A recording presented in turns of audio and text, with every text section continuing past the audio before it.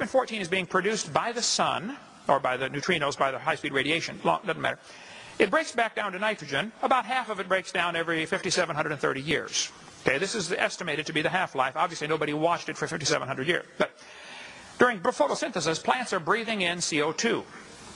And so the animals eat the plants and make it part of their body. So you and I probably have carbon-14 in us because at some time in your life you have either eaten plants or you've eaten animals that have eaten plants.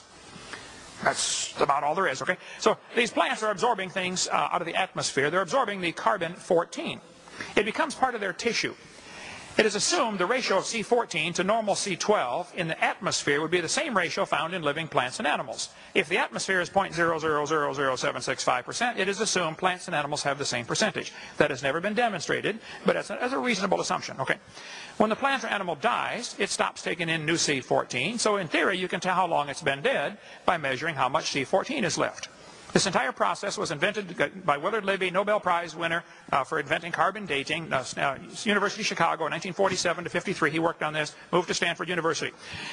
Carbon-14 continues to decay after the animal dies. If half of it's gone, you would assume it's been dead 5,700 years. It can't get any more, obviously, so it's going to go out of balance. Carbon dating is actually a comparison of the carbon-14 in the object with the carbon-14 in the atmosphere. It's a ratio, okay? If it's 0.0000765, it is still alive. If it's only 0.0003825, it's 5,700 years old, etc., etc. The less it has, the older it is. This is how the theory works. It goes from a half to a fourth to an eighth to a 16th to not much, okay? They compare the amount of C14 in the object being dated with the amount in the atmosphere to estimate how long it's been dead. If only half of it has been, if it's only got half as much, it's assumed it died 5,730 years ago. Sounds good, but there are some assumptions that mess up everything. If I told you to fill a barrel with water, but there were holes in the barrel, as you're putting water in, it's leaking out. It's kind of like a checkbook, you know. You keep putting the money in, it keeps leaking out different places. But at some point, you're going to reach a stage called equilibrium. You'll never fill the barrel past that point unless you speed up the intake or cut down the outgo. The Earth's atmosphere is going to have the same problem. If you took a brand new planet Earth, created it, poof, and stuck it out going around the sun, 93 million miles away, it would start developing C14 from radiation and start losing it to decay. So the question is, they wondered this back in 1950, how long would it take Earth's atmosphere to reach equilibrium? The consensus was it would probably take about 30,000 years for the Earth to reach equilibrium. And then Willard Libby and the boys at the University of Chicago made a tragic mistake. They made two fundamentally, fatally flawed assumptions. They said, well, we know the Earth is millions of years old, mistake number one, so we can ignore the equilibrium problem. They ignored it. The problem is radiocarbon is still forming 28 to 37% faster than it's decaying, with carbon-14 as proof the Earth is less than 30,000 years old. Or else it would all be stabilized by now. It would be stable in the atmosphere, and it's not, okay? We could talk all day about that. But basically, if an animal is still alive, it should give you about 16 clicks on your Geiger counter. If it's only giving you 8, you're going to say it's 5,700 years old. If it's only giving you 4, it's 11,000 years old, etc., etc. This is how carbon dating is done. I won't have time to cover all of the evidences I have, but I'll just give you a few examples of how it simply doesn't work. Because one good experiment is worth a pound of theory any day. Back in 1949, when they developed it, the lower leg of a mammoth dated 15,000 years old, but the skin dated 21,000 years old. Same animal. It's not working in 1949. 1963, living mollusk shells dated 2,300 years old. It's still not working, folks. 1970, at the proceedings of the 12th Nobel Symposium, they said if a carbon date supports our theories, we put it in the main text. If it does not entirely contradict them, we put it in a footnote. If it's completely out of date, we just drop it. Freshly killed seal, carbon dated 1,300 years old. One part of a mammoth is 40,000 years old, another part's 26,000 from the same animal. Now, we could talk all day about carbon dating, but here's living snails, carbon dated 27,000 years old, 1984, Science Magazine. I don't have time to cover them all, but watch my video number 7, which is why it's out there. 1992. 2 Colorado Creek mammoths in Alaska found side by side. One dated 22,000 years old, the other one was 16,000 years old. They're side by side. 1996 at Berkeley University, they used the most advanced dating techniques they have. They discovered these things that they thought were 250,000 years old actually were 53,000 to 27,000. I'd like to point out, Your Honor, that is still a 96% error. If you think carbon dating proves the age of anything, you need your head examined. Thank you.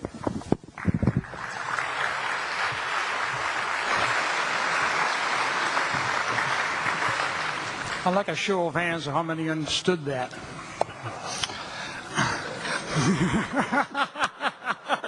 I guess we aren't the only liars here. I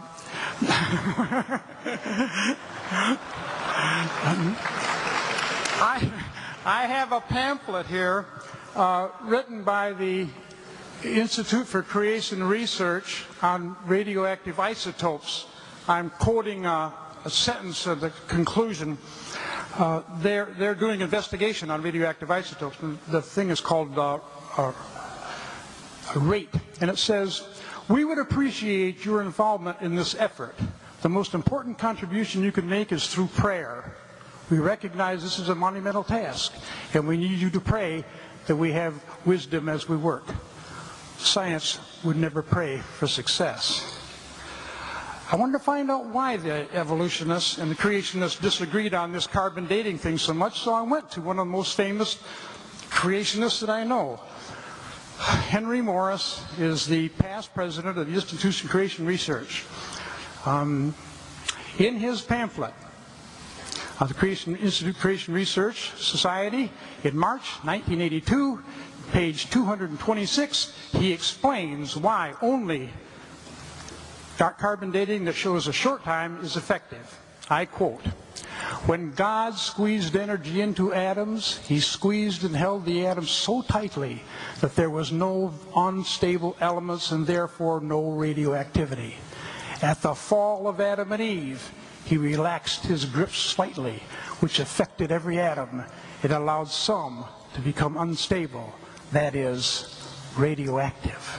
It's all because of Adam and Eve's sin that we have unstable radioactivity. Isn't that right?" Want to add anything to this? We don't need any more time. We're done. Okay.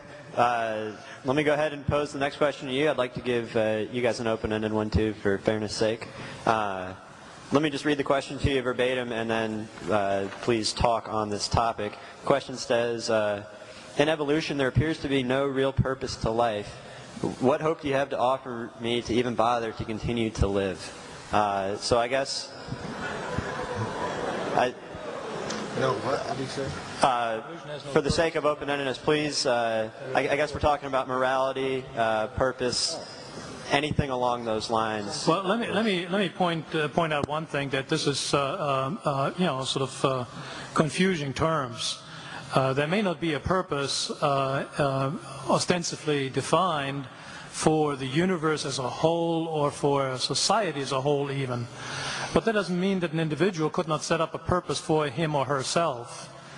I'm going to live first, then I decide what's worthwhile for me to strive for in my life. If I simply subject myself to the mass and say, because they don't have a purpose, I'm going to kill myself, there's something demented. I think I need counseling at that point for all practical purposes here. So here again, I think purpose is something that we create individually for ourselves. It's not something that we deduce from the nature of the universe in any way. I'm sure that everyone here has some kind of a purpose in their existence, defined by themselves, defined where they're going to go. So that would be my take on that. And did you want to? Sure. Look at DNA changes, and it changes so that animals and plants survive.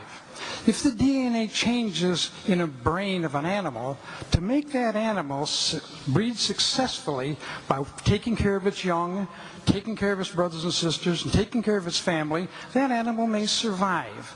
If, on the other hand, the DNA goes in a different direction, then the animal learns to swim or fly, that animal can survive. Certain animals have more emotions than others. We can measure the emotions in dogs. Anybody here own a dog that doesn't have any emotions?